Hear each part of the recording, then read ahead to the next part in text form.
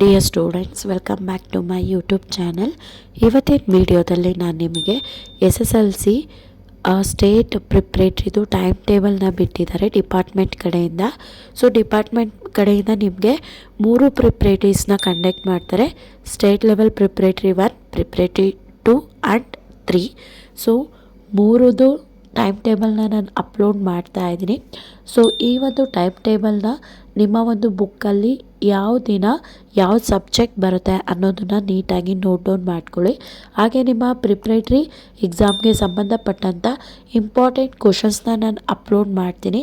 ಈಗ ನಿಮಗೆ ಡಿಪಾರ್ಟ್ಮೆಂಟ್ ಕಡೆಯಿಂದ ಬಿಟ್ಟಿರೋಂಥ ಮಾಡೆಲ್ ಕ್ವಶನ್ ಪೇಪರ್ ಏನಿದೆ ಅದ್ರದ್ದು ಕೂಡ ನಾನು ಕಂಪ್ಲೀಟ್ ಆದಂಥ ಕೀ ಆನ್ಸರ್ಸ್ನ ಅಪ್ಲೋಡ್ ಮಾಡಿದ್ದೀನಿ.